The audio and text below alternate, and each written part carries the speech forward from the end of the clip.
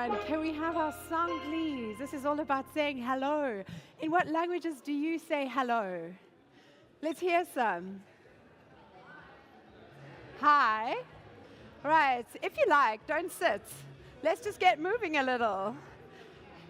Just shake out yesterday's confusion. And just move that body that's been lying still all night. Stretch a little if you like. Hello, hello, hello. Say hello. Hello, hello, hello.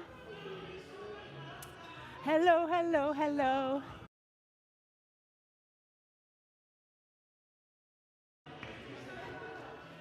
Okay, let's have a shout. How many languages are, let's hear, how do you say hello? Swahili? Oh no. How do you say hello? Just say hello in your language. Wepwe. Wimwega. Any others? Say again. Aha. How do you say hello? Sawubona. Sawubona. What does sawubona mean? Well, yes. Who was that? It means? It means I see you. I see you. How beautiful, right? So what is the intentionality for you about that when you're saying hello to me? The seeing is the inner soul. I see you as a manifestation of me. Wow. So you, so like you're a mirror. Yeah, you're the mirror of me. Wow. And the collective. So I'm a mirror of you and you're a mirror of me. Yes, that's what it means. That's deep. That's in your hello. That's really beautiful. So we're going to invite you to embody that intention in a greeting. And Zola and I are going to show you the intention, right? So follow these steps. We'll show you, and then we'll play some music and invite you to greet others in the same way, saying, Sawubona, really, I see you, and I see you reflected in me and you. So we do this. Thank you, Zola. Bring your right hand to your heart, centering in yourself, and then another hand to your heart. And then reaching out that top hand and connecting to the person in front of you. So this is like when we shake hands, right? There's this exchange of energy going on here. It's not just a hello. You know, there's an exchange here. There's a flow between us. And then you bring your other hand and join those hands. And acknowledge the humanity in this other person. And then you return to self. Thank you. All right. We got it. And now with music. So hand to heart. Let's do left hand on heart. Okay. Right hand on heart. Right hand out. Left hand out. Right. Left hand back to heart. Right hand back to heart. Yeah. That's the mechanics of it. Okay. So you're starting left on heart, right out. Like when you shake hands. Okay. So now with the music, please. Okay, start left hand on heart. So turn to a person, take a deep breath. Don't worry about the mechanics. If you get the mechanics wrong, just laugh. Really settle into the intention. All right, thank you for the next song. Judith Sepuma. No, that one, the other one.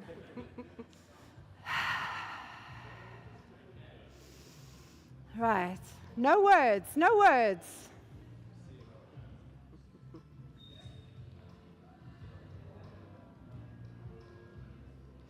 Sawubona. Sawubona.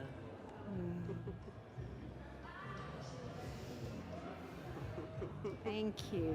And you can turn to another person. Turn to another.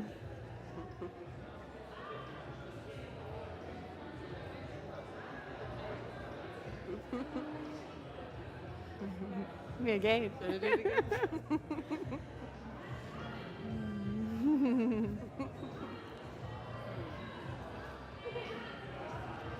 Sawubona.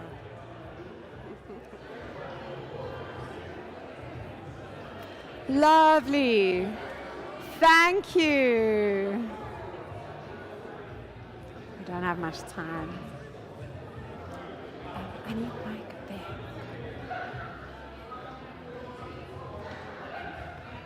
Just go right into it, right there. Go for it. Thank you. Thank you so much, everybody. Thank you very much. Unfortunately, we can't do this for too long. We have very special guests today lining up for a beautiful conversation that's going to happen shortly, and we can't run late because one of our guests has to be off to another meeting. So let us take your seats. Thank you very much. And Annie is going to bring us to recalling this beautiful visual capturing of what happened yesterday. Thank you, Jenny. Right, everybody, welcome. I hope you had a good night's rest. I know some of you were feeling a little exhausted yesterday, but also energized. So I'm really looking forward to our time together this morning. And there are a couple of new faces in the room, so welcome to you. And we'd like to catch you up by means of Dion and Claire's fantastic artworks. And Dion, we're going to hand you the mic. And if you can just give us a run through yesterday, just to refresh our memories, and for those who weren't here, just to have a slight pick on what we experienced yesterday. Thank you. Good morning, everyone. For those here for the first time, don't worry, you didn't miss out. Everything's here for you. So yesterday we arrived with curiosity, and we left with, I think, a collective hum, and it was evident in the music and the drums yesterday morning. And we moved from creative connection through to a keynote by Pumla that reframed design not as a human-centered framework, but as African life-centered. And we ended over there with the launch of an event, a launch that felt like a beginning, and it truly was, if you were in the room yesterday. And today we are hoping to carry that energy forward, and what we're asking, based on what we harvested yesterday, is not just how we design, but for who are we designing, and with who are we designing, and also for how many generations to come are we designing. So there's just 3 headline moments that I'd like to take from the harvest. And afterwards, we're going to move the boards over there, so you have sort of an exhibition area where you can go and look and photograph. But I'm just going to highlight 3. And the one is over here where you see Pumla speaking. And it was that 15% of the world is the global minority. And we shattered the myth that design's center is in the north. As you can see, only 15%. And she reminded us that African cultures are not adapters of imported frameworks, but we are the central nodes for future innovation. And this wasn't just talk, it was also a quiet revolution. And over here, a very interesting, and I think this was my favorite thing to harvest yesterday, is that we are designing, it's called the 7, let me just read, the 7 generations principle. So we are designing for generations that are in the future, 150 years in the future. And as we're designing and using that faculty, we're getting feedback from them. And this was a beautiful analogy made yesterday. When the student is ready, the teacher appears. And when the student is truly ready, the teacher disappears.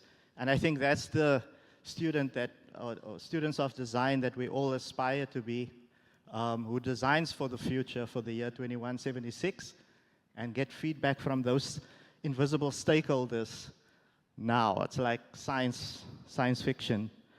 And perhaps maybe a question that I think from this that was left open is, how do we measure whether design thinking is really working. And you can see that over here in the center. How do we measure whether design thinking is really working when the outcomes are generational? It's not quarterly, and the communities we serve have their own definition of success. How do we do that? And I think some of the examples that came out yesterday was the cautionary tale that when even well-intentioned solutions fail without deep contextual and cultural understanding. The example of the latrine that was, and the men sort of kicked against the idea. And those were some beautiful examples that came out of the studio. One last observation is the highest energy captures yesterday were not about the tools or the methods. They were about identity, humility, and legacy. And it felt like the room was less interested in how to do design thinking and more in who we become when we design together. And over here we see we have Captain Collab in the launch, that collaboration is our superpower. And is it our superpower? So I think that was the invitation with the launch is ready yesterday, that the world is not made of networks.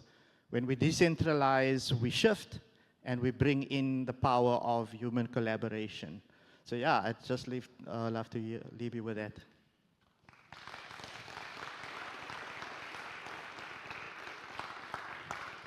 Wow, Dion and Claire, thank you so much. What an incredible skill to receive insights from all different sources across all these rooms and to distill it into something as amazing as that. So thank you for that. I mean, we look forward to day two's works of art as well.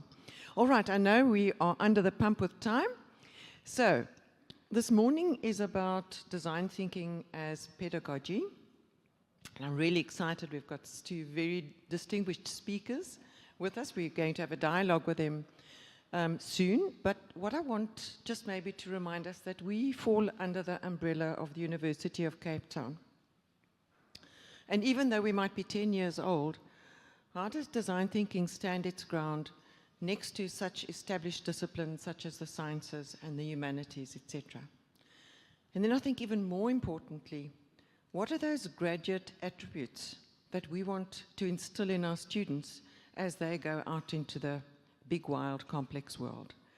And we're looking forward to hearing the inputs of the dialogue partners of Tiego this morning. So I'm going to hand over to Tiego.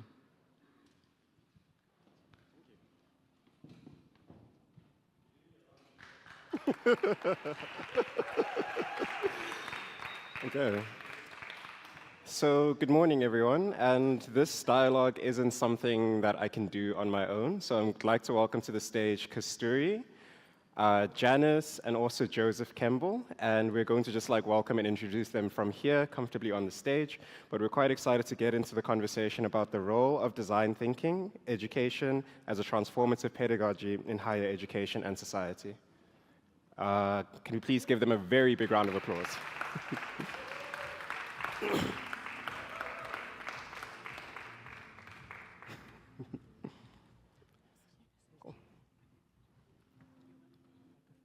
You take your choice. You have choice. This is fine. Fine. Please have a seat.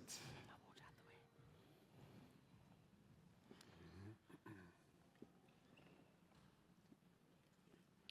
Good. Good. All right. So good morning, everyone, and welcome. And again, my name is Tiego, Moraneng, a program lead here at the School of Design Thinking Africa. And I'm here together with my colleague, Janice McMillan, from the D.school's Learning and Discovery Lab. And it's a pleasure to host this conversation here today. As the D.school Africa marks 10 years of experimentation at the intersection of design thinking, higher education, innovation, and systems change, this panel invites us into a deeper reflection. What have we learned about the educational transformation, and what may need to emerge beyond the paradigms that have shaped us thus far? Over the past decade, D.school Africa explored alternative ways of teaching and learning, engaging with complex societal challenges. Through programs, partnerships, and learning experiments, we have sought to cultivate creative agency, participation, collaboration, and systems awareness across disciplines and contexts. Yet, many of the challenges facing higher education today remain unresolved. Across the world, and particularly within African contexts, institutions are being asked to respond to accelerating complexity, deepening inequality, ecological uncertainty, technological disruption, and shifting societal realities. Increasingly, questions are emerging not only about what we teach, but how we learn, who participates in knowledge creation, and where learning happens, and what forms educational practice are capable of supporting meaningful transformation. As d.school, we find ourselves asking whether the pedagogies, tools, and assumptions that brought us here are efficient for the work that lies ahead. Well-designed thinking, transformative learning, and innovation-oriented approaches have opened important possibilities. New questions are emerging. What might these approaches still leave out? How do biographies, histories, and identities and geographies shape learning? What happens when learning moves beyond the classroom and into living systems? What forms of agency are required in a world characterized by uncertainty and interdependence? And how might African contexts contribute not only local relevance, but entirely different ways of understanding, learning, knowledge, and transformation? At d.school Africa, we don't see these as settled questions. Rather, after 10 years of experimentation, we find ourselves increasingly curious about what may be emerging beyond some of the paradigms, pedagogies, and assumptions that have shaped higher education and educational innovation over the past 2 decades. To help us explore these questions, we've invited 2 people whose work approaches them from different but deeply complementary perspectives. One brings perspectives shaped by design education, systems thinking, and living learning systems. The other brings perspectives grounded in higher education transformation, decoloniality, pedagogy, and social justice within South Africa and African contexts.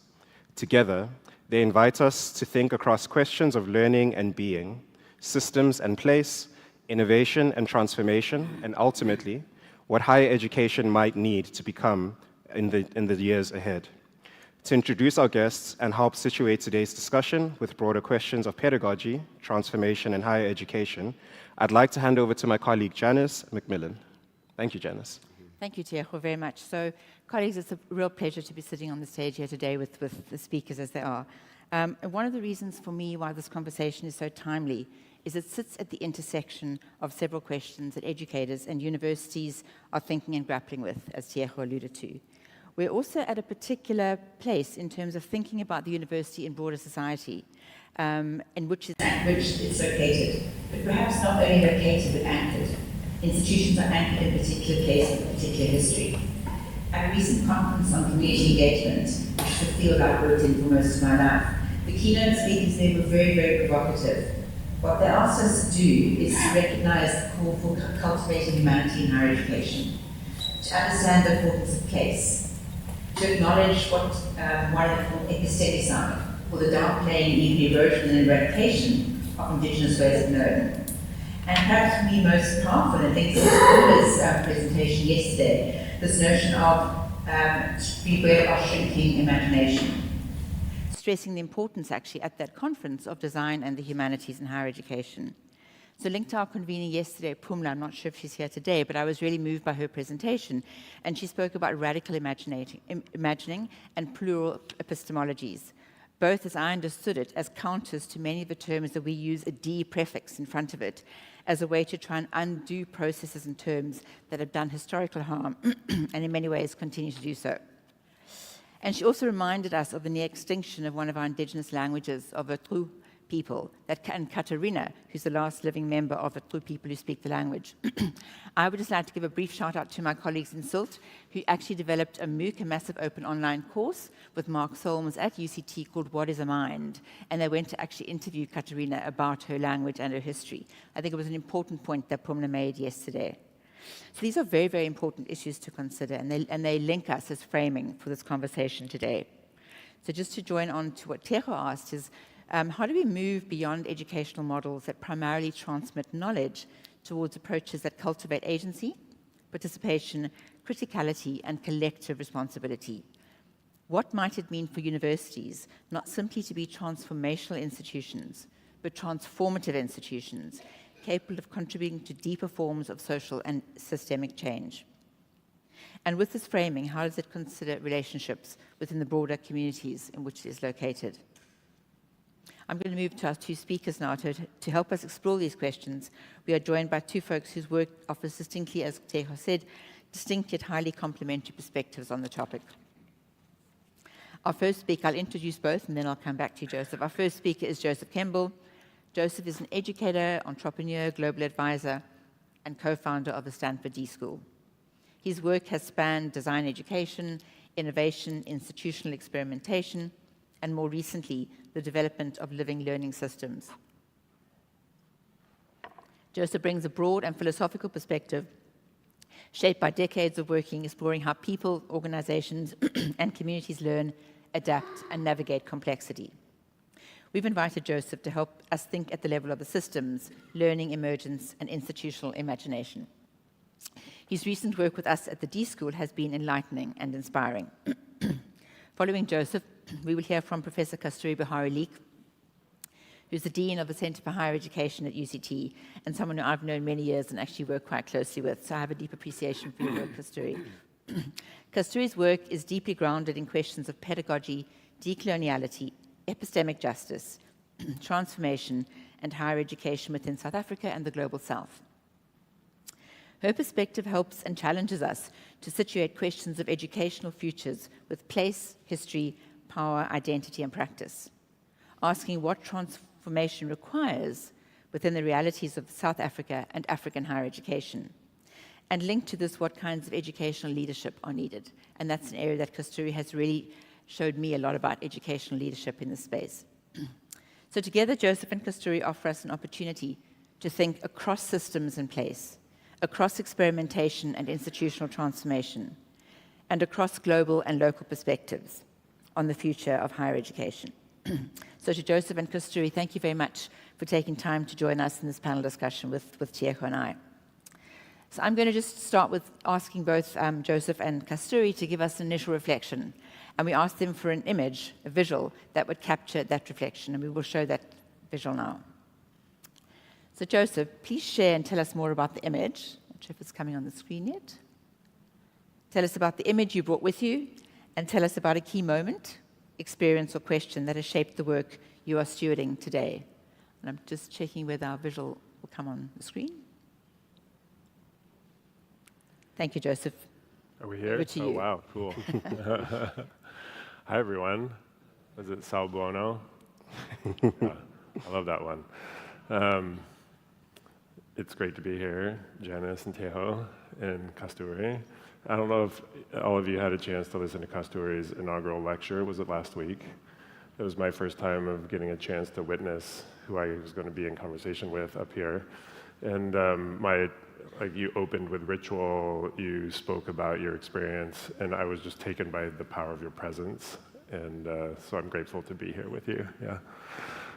We have an image that I think we're supposed to use as a reference for a catalyzing moment for me, a little glimpse, I think, of where my life and curiosity is pointed right now, and where some of my inquiry is in terms of how learning happens. Do you guys know what this is? What is it? It's a ship, yeah, but from really up high. So this is a ship on the oceans. How many of you have heard of semester at sea? So we talk about place and the importance of place and how much it holds in terms of intelligence and history, and even as like a design, part of the design partnership. That has its advantages. What's really interesting about ships is they move. So they can drop their anchor, be in a place for a while, then they can lift their anchor and they can move. And I had been out, I took a sailing class at Stanford when I was young. I was a student. I just capsized the boat. I was floating in the Bay of San Francisco, thinking, well, at least my friends are taking finals, but I'm sailing. But I didn't have much experience on the oceans. And in 2013, so this is after leading the d.school for over a decade at Stanford, and I never thought I would work at a university. I consider myself an entrepreneur. I'm curious about creativity and what creative intelligence is. But and the D.school was, like for me, a third startup and a chance to really ask, what does it mean to activate this creative intelligence in all of us and to be intentional about how we design things? And it is such a gift for me to be sitting in a place that has a similar spirit but a unique expression here in Africa. And we know this, but like the world needs what's coming from here.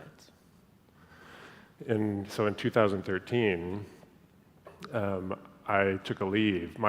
After being a part of something that was quite beautiful at Stanford, my heart was starting to shift towards, what about activating creativity all over the world? Is it an innate human thing, or is it just about innovation? Like, how broad is the creative spirit? So I took a leave from Stanford for 6 months, and I took my boys out of school. They were 8 years old, 6 years old, and 4 years old, and went on as a faculty with semester at sea. So think floating university, 500 students, 50 faculty, 75 classes, 4 months voyage. I stayed on for 6 months, went to 30 countries, and you're taking classes when you're at sea, and then you learn about marketing or business or art or creativity, and then you drop into Hong Kong, and then you leave and you learn about like innovation or social impact, and you drop into Vietnam or in Cape Town. This is my first time I experienced Cape Town, was 2013. It changed my life. And I think I'll just highlight 2 things now because I think we'll get into a bigger conversation. And that is, after 9 days at sea, crossing the Pacific in some of the biggest storms that the captain had seen, and you haven't seen land for 9 days, I realized that my whole human experience, all that I understood about learning and companies and culture and business and spirituality, was based on what I experienced on land, which is only about, 20–30% of the whole Earth's surface. And I realized I was sitting in the majority of the Earth is water, and I knew almost nothing about it. And so it's a very powerful setting on which to be in deep inquiry. You're stuck on a ship, you're in living community, you're not separate from community, you're in it. It has an energy and power system, it has a medical system, it has a food system, it has an educational system, it has a governance system, all intact. And so I think what I'll say is it opened my eyes to a different kind of learning, a learning that is not separated from the world in a classroom, but a learning that is in the world and moving in the world. And then it invites a different kind of participation and a different kind of inquiry and a different kind of awakening of something deep within us, which I believe is going to be very necessary when we move into the question of what is learning when we move forward. Great. Thank you, Joseph. Very powerful words there. Thank you. Kasturi, if you could also share for us an image or a metaphor that you brought with you and tell us about a moment or a key experience that has shaped the work you're stewarding today. Great, thank you. Thank you, Janice, and good morning, everybody. Before I go to the image, just to say, Joseph, it was wonderful meeting you online. I think your generosity of spirit, your openness, and I think it was quite a hard question to ask you. Can I push back and can I disrupt, and are you going to deal with it? That's how we started the conversation. She's like, do you trust me? I'm like, sure. And I love that. Okay, We were trying to negotiate the online space with you. I'm like, yes. And really thank you for that. Because these things can often become staid and rehearsed and scripted. And I'm bored with that. Yeah. I'm also bored with a lot of the things I say.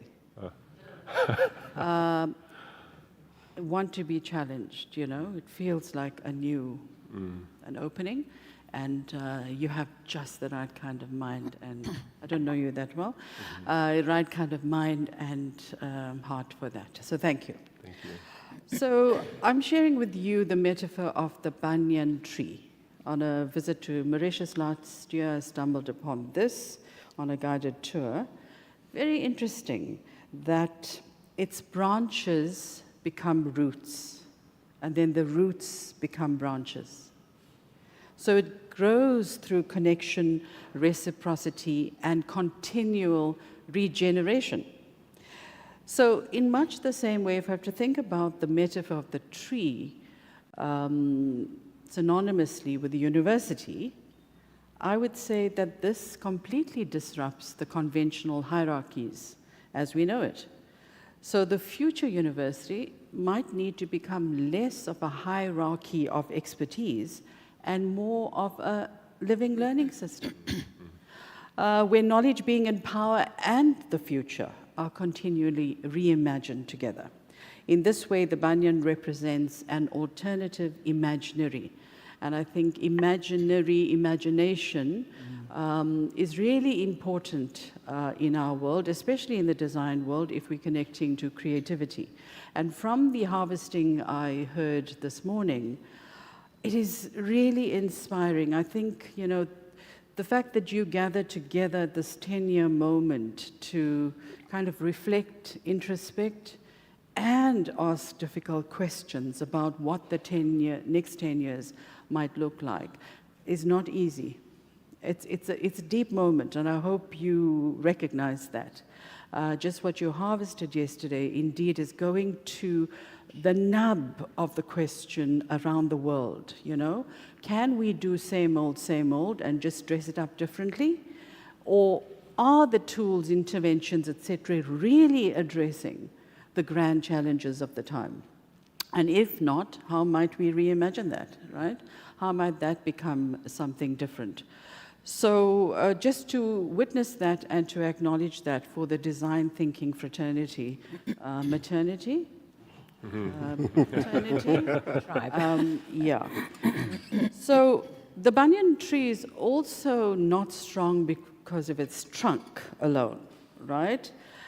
It survives because multiple roots support one another, and this is collective agency. It's not heroic leadership or individual charisma. So I think that's very important, because as we designing solutions and interventions and prototypes, etc., it's very difficult not to forget who actually is concerned here. It's the majority of the people. Who are we designing for? What is the purpose of design? To what end? And therefore, the notion of the tree being rooted in the earth while you are doing your discovery on the land, very complementary, really needs to be rooted in context. And if I might offer already a critical observation, is that I think design thinking has been highly depoliticized, decontextualized, with a focus on the prototype. And we can't prototype everything. We need the people. We need to understand what the ground is. Terra firma or slippery slope? I'll leave it there. Thank you. Thank you very much, Kasturi. These are very powerful words, and thank you for sharing that visual with you. Tiego, I think we're now going to move into the kind of panel discussion, and I'm going to get back to Tiego to help us there. Thank you, Tiego.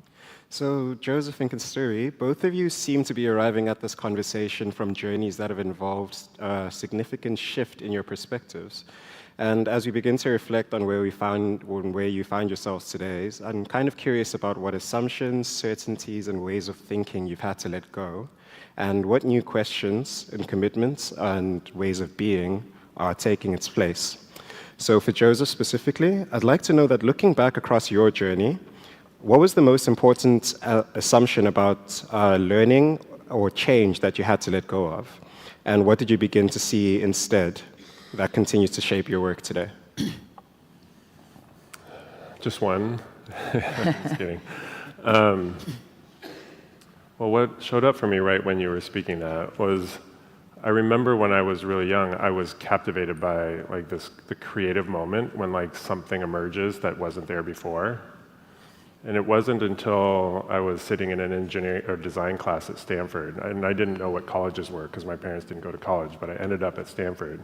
And I was thinking, wow, there's a profession that engages around the creative act. And I had found something that I didn't know existed. And then I left Stanford and I came back and did a master's degree in product design. So Stanford had a tiny little product design program for 40 years before the D.school. And then I left and I did startups, and then I came back and the D.school was my third startup. And we were asking the question, how do we invite others who didn't necessarily think of themselves as creative into being intentional about everything they create, whether it's a business or a piece of software, healthcare, or an education system. And that, like the notion of a scaffolding, a design process or design thinking it was an invitation of you don't have to be a designer to start to participate in this. And that, I think we're all sit now in the shadow of that, for the light and the shadow of that, I guess.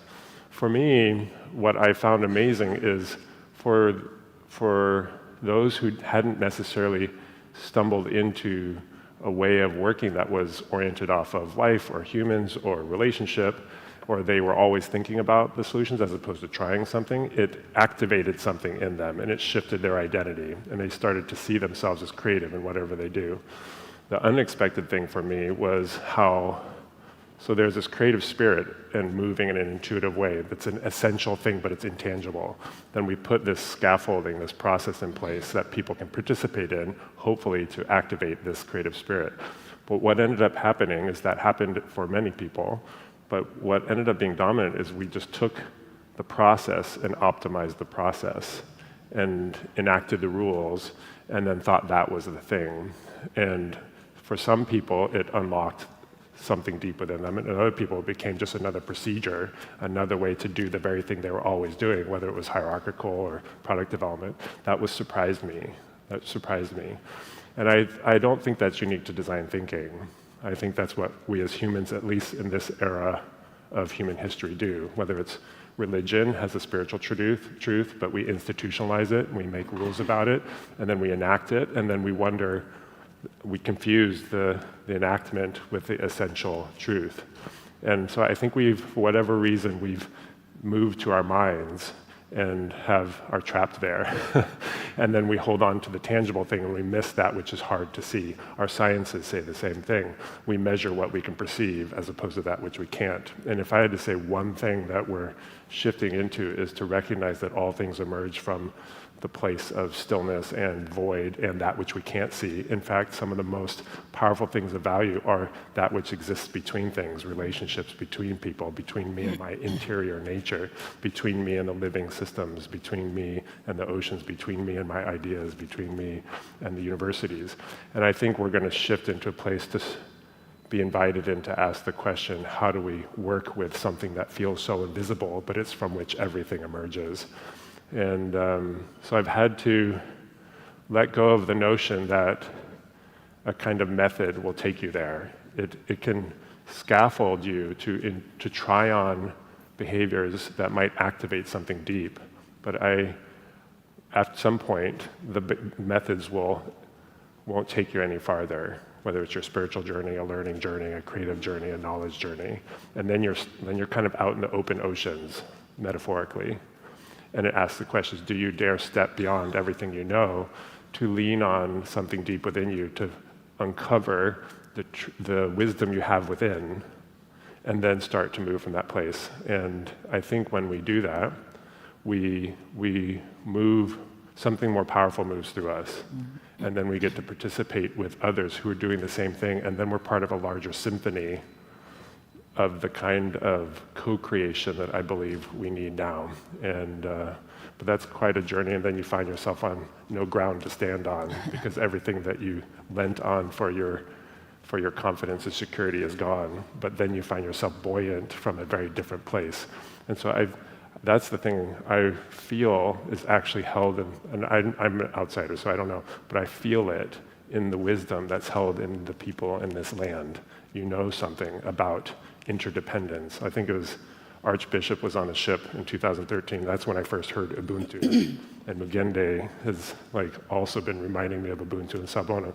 That's a notion of interdependence. So I believe that's where we're going.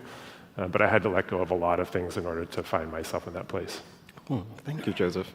And Kasturi, I saw your face light up, and I'm really quite curious right now if, as you were listening to Joseph, was there anything that resonates with you? I have a second question now, because I'd like to also know if there's an experience, realization that fundamentally shaped how you understand knowledge, and whose voices matter in education, and who would it be, and how does it continue to influence your leadership today? But first, the resonance. Thanks a lot. Joseph, yes, I was really drawn to what you said, and immediately I thought, wow, ironically, education has actually sanitized all of that out of us. We don't learn how to access the self. We don't learn about interdependence. It's mainly a competitive individual world here. Getting ahead, getting the best mark, it's individual reward. So we come from that place, innately it's there, but we actually get schooled out of it. And that's a very important reckoning moment for education, school education, higher education, you know, because what we're trying to do in terms of the challenges in the world is actually bring this back in. The very, you know, reason you're here today is to see what the gaps are, the blind spots. How is it that we've been designing solutions, but we're still stuck with the same challenges? What is the missing, you know, thing that we seem to ignore? So humanizing this place, the way we think, the way we, you know, work, it's critical to reactivating the creativity, that spirituality, that place of wholeness from where great ideas and thoughts might come. And that's a question for us all. In the curricula we teach, in our pedagogies, how are we activating that? Or worse still, how are we deactivating it consciously? Through the 3-hour exams that we sit through the desks that can't move. Nothing seems intuitive, just in terms of how the university is built. But I think there are lots of strides in the right direction. If we look at what is changing, a lot has happened, and I think universities are responding positively to that call to action. And so I have to believe that knowledge is changing from that very singular, siloed, you know, authority center to something that is more diverse, plural, etc. But that's not going to happen with a magic wand. It's not going to just suddenly arrive. Here's knowledge 1, 2, 3, 4. It's going to be activated by the people who teach in class and who activate the students' knowledge. So it really is real. It's live. It's a living learning system, to quote Joseph's main body, corpus of work. So I think knowledge is changing, right? But like I said on Tuesday last week, knowledge can't miss humanity. Knowledge doesn't sit there and humanity sits somewhere else. What is knowledge, if not embodied, if not understood through the self and the multiple selves that we bring to this engagement? The second thing, I think, from an educational development point of view, and I work in CHED, the Center for Higher Education Development, very focused on access and success and belonging. In the last 20 years, we have focused heavily on access. But today we understand that access alone is not sufficient. You can get all the students into the university. They can be present, but still not experience belonging or recognition. They can be included, but we are not asking the question, yes, they are in, but who gets to flourish, to thrive, to succeed, to move on, not just to other jobs, to benefit their families and their economic situations, but to be fuller human beings. So it goes back to the initial question you asked of us a long time ago and through this. What is the university good at? What is it good for? That's Janice's question. And I think it's something we have to come back to in waves, on your ship. In waves. It doesn't happen in one moment. It's not an episode. And to have the courage and the energy to revisit this and to come up with deeper responses, I think really is important. So I think we are moving to a collective agency. And I'm also, as much as I'm tired of my own thoughts and ideas, I also am resistant to just trendy phrases, empty phrases. They're very prominent in conference themes. And I think, yeah, it might be a good temperature check, a finger on the pulse, but like, do we embody those words really, you know? Collective agency, sounds good. Ubuntu, rely on each other. But just, I mean, think about it, look around you. Do we rely on each other? Are we vulnerable in ways that really connect us? Do we have a common purpose that's beyond the individual success story? What do we reward at Excellence Awards and all these award ceremonies? Are there groups coming up for co-awards? No, it's singular awards. Even though all the people have helped you to get to that place. So it's a deep moment of reflection, of understanding what is changing. But what is changing is not changing outside of ourselves. It needs to be changing inside as well. Thank you. Thank you, Kasturi. I enjoy hearing that because it's from your perspective as the Dean of CHED, we get to hear just how uniquely the change within can start to actually shift the system as well. And I think it's quite important because we also were at a moment where CHED was in a year of reflection as well themselves. So it is quite exciting to hear that that kind of thinking is translating into both of the spaces. What I also enjoyed about Kasturi's reflection now is that it's starting to root everything in something a little bit more concrete, the places that we work in and actually the departments and the institutions that we're based in.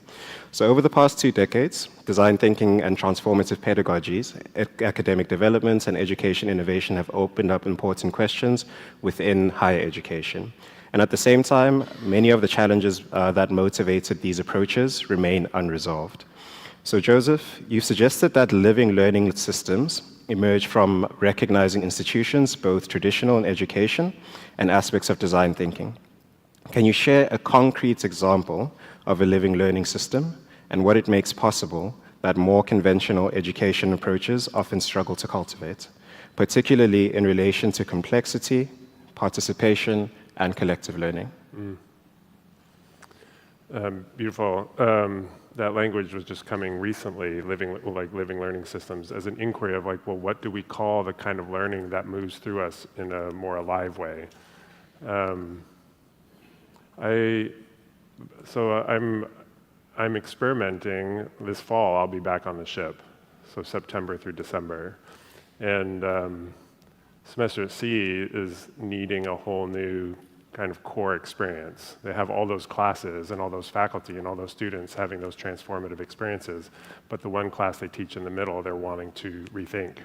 And it just lines up with this deep question within me about, like, how do we actually not learn about complex systems, learn about things, but learn within the systems and participate and learn through participation in kind of creative solidarity to things that are actually happening right now, not simulated, not project-based, but actually happening right now that don't have a known outcome, that hold the complexity and the tensions that we have that are unresolved. And so we learn through active participation by being in the world versus out. And I think that would require a whole different kind of learning system, where learning emerges in context, like as opposed to something being true everywhere. It's like it depends on the circumstances what actually is most valuable. And that's also related to the time where we wonder, how does learning change when AI is here? Everyone uses that word. I don't think we know what AI is yet. I think we'll find that that's not the highest tech. The highest tech is in here. We can use it as a reflective technology to unlock our own inner discernment. But if content is changing so fast and you've built a curriculum on content, and like biology changes in 2 weeks, how do you then change the curriculum so fast? And to me, that means learning isn't just about content transfer anymore, or what we know. So we're going to see what living learning systems are. Cool. So, is that the TV? Cool. So I think I want to try to pull a couple things together. One is, if learning isn't about what we know or content transfer, here's what you need to know, because it's always changing and it's accessible to us, then what is learning? To me, and then what is it that we know? Learning is about inquiry in context. What are the questions that we don't have answers to in this moment? The knowledge will arise in multi-perspectivity with people who have diverse experiences. Then we have what we can work with. So then it's about being in context, holding lines of inquiry, and engaging in the world so that it can, the knowledge that we need at the time, we can then participate in co-creation with the thing that's actually happening right now. But that requires you to get out of the classroom. Like I was talking with Richard, and he's like, we got to throw the classroom out the window. And I'm like, well, where do we go? And I'm like, well, there's this ship. Maybe it's the 4th D.school, where we have a place to leave our default thinking, leave everything that we know is working, and get into a different environment and engage in the world in something messy, and carry our questions with us, and then port to port, country to country, we learn different answers, and we learn together in a kind of creative solidarity. I can give an example of a project, a pilot we're working on now, but I know I'm talking a lot, so I'll pause. You guys can ask me questions afterwards. Yeah. But I'm excited about these experiments that we're doing together. Thanks, Joseph. And I'm quite curious about our own complex context here in the University of Cape Town as well. So Kasturi, what do you believe the unique contribution of spaces like CHED can make to the university? And what have you learned about the conditions that universities need to create for this kind of transformation, and if it's to move beyond aspiration and into practice? Sure, that's a big one. I wonder if I should ask our DVC to join me.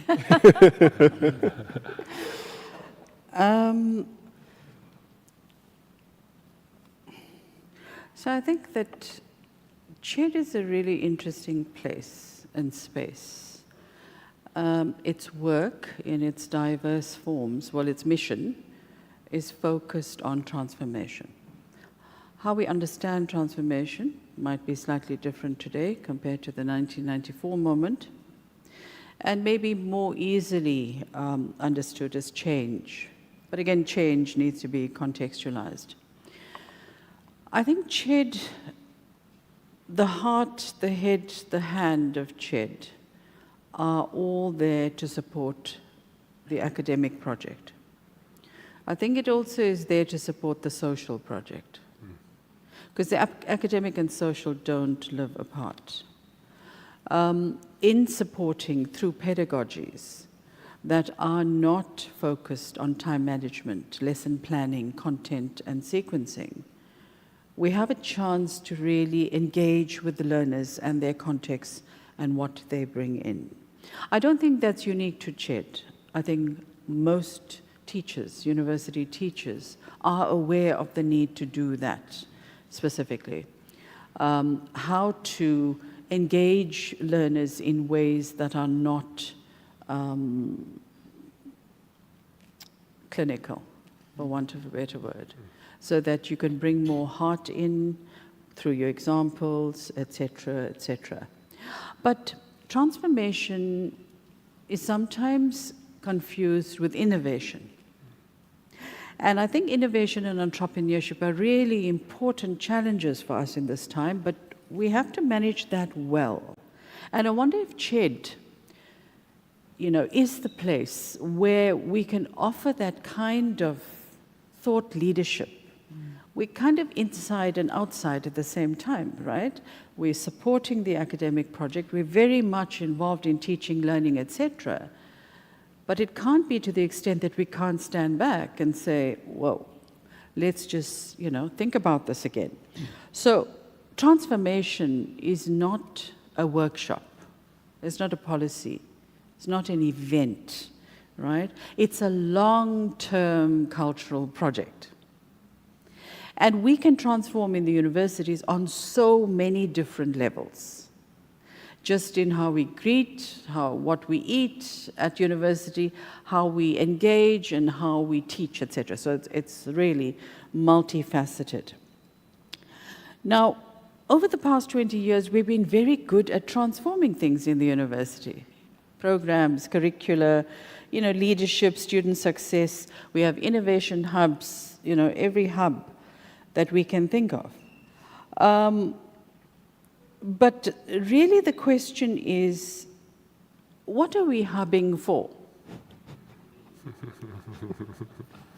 What is the purpose of that?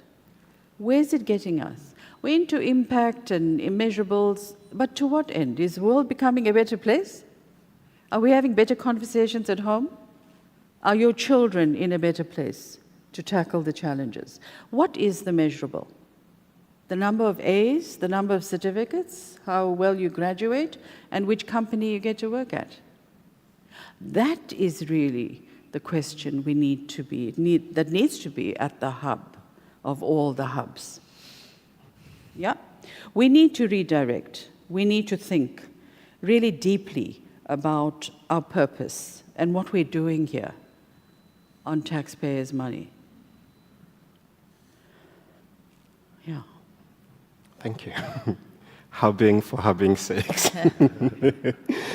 So throughout this conversation, both of you have suggested that many of the assumptions that underpin higher education may no longer be sufficient for the world that we're finding ourselves in. Rather than ending with this critique, I'd like us to look forward to possibility. And if we are standing at the pedagogical crossroads, what forms of learning, participation, leadership, and transformation do you think are beginning to emerge? And what gives you hope that different educational future is possible? I'd like to hear just one aspirational thought from the two of you, actually. Just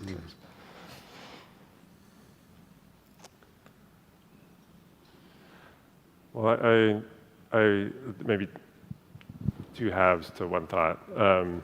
It feels like we're in an epochal change, like ending of many things that are no longer working side by side with the birth of new things that we're not quite there yet. And that probably feels quite disruptive to most of us. I'm hopeful. If we look, I think it was Pumla mentioned the language that, what was it called? New? Yeah. 26,000 years been around. As humans, we've navigated epochal changes before. Some part of us knows how to do this. So that gives me hope, that if we get out of here, we drop into here, and we connect here, we know how to do this.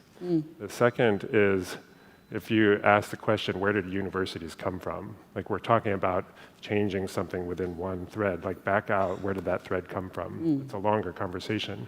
But humans, long before formal learning environment, schools, passed on knowledge in many ways. And at some time, it branched. Instead of asking, who are we becoming, we started to ask, what do we know? And there has been great advances when we formalize that. But that has separated something, and then we struggle with who we're becoming. I think knowledge becomes a new territory that we try to command and claim and own, and we talk about colonization.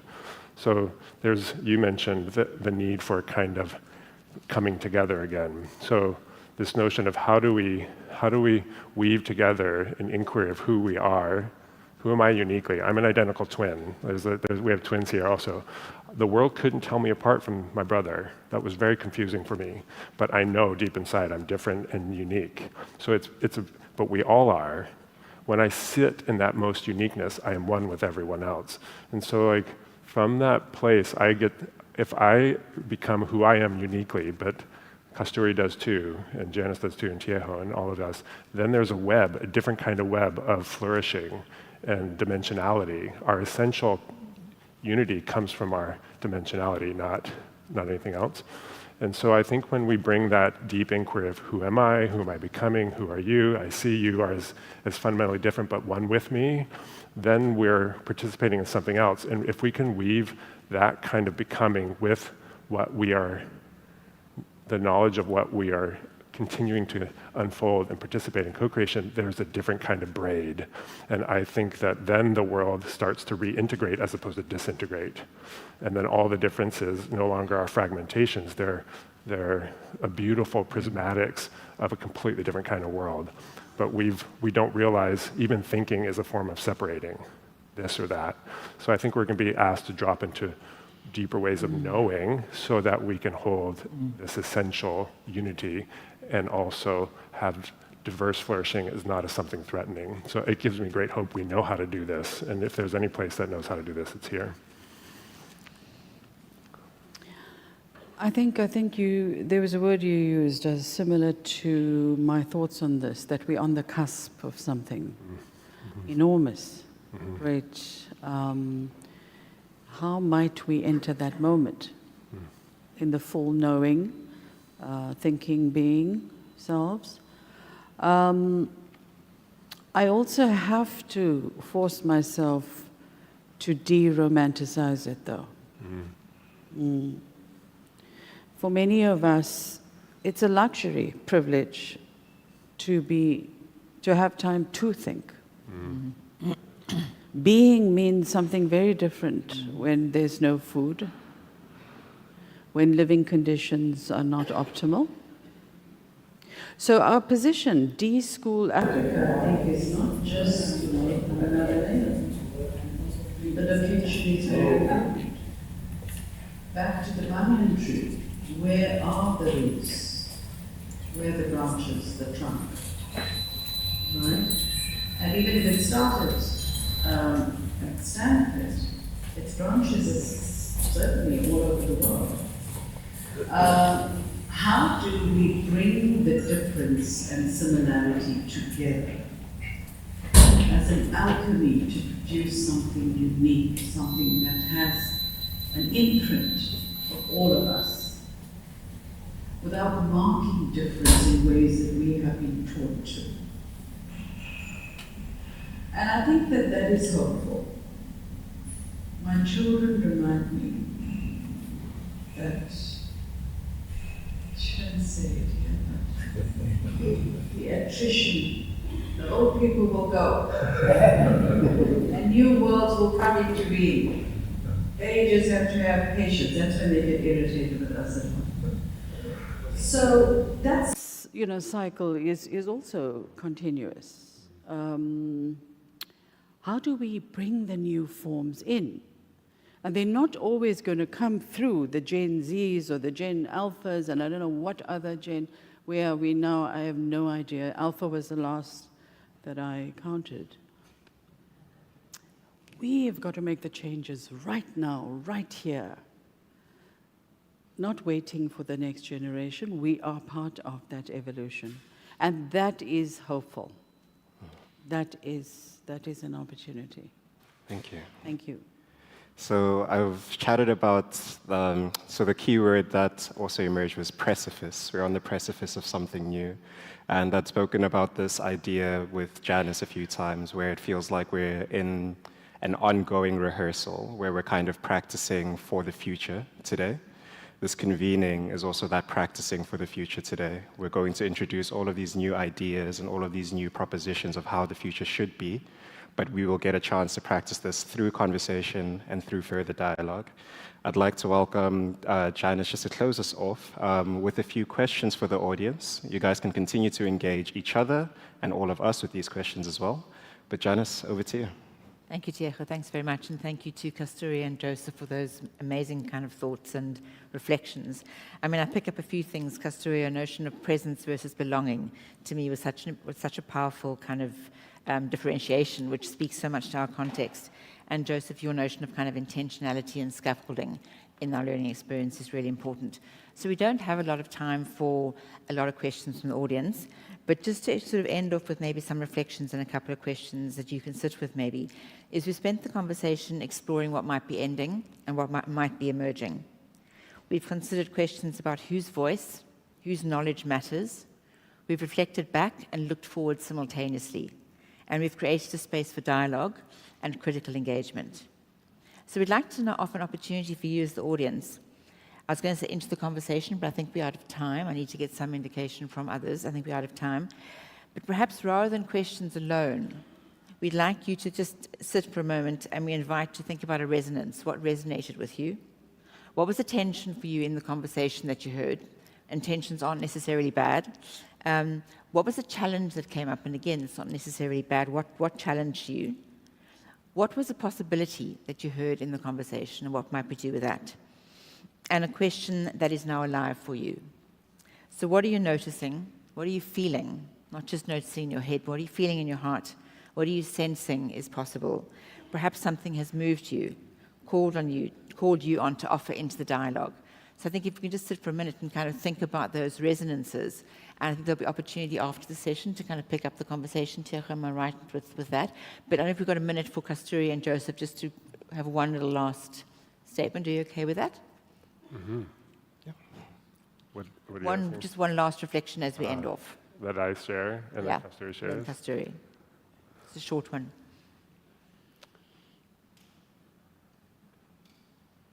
I think that's it. Just like be okay with the silence, and just grateful for like multi-perspectivity, to be able to engage in like rich, rigorous discussion, even at the beginning of like knowing you. So thank you. Thank you. Anything for you, Kasturi? No, thank you. And just thank you to all of you, and I'm sorry we ran out of time, but I think there was an opportunity here just to be in the presence of quite a deep conversation that, you know, I think is really important as higher education is grappling globally with its purpose, not only post the pandemic, but that has kind of accentuated some of the challenges that higher education face. And I think there's a collective imagining and a collective project that we can do kind of together, because each little sphere of influence counts towards a bigger kind of collective whole. So, yeah, thank you. Tiego, back to you maybe. So to Janice, Kasturi, and Joseph, thank you very much for your time, and we really appreciated hearing all of your thoughts. Could we please give them a very big round of applause?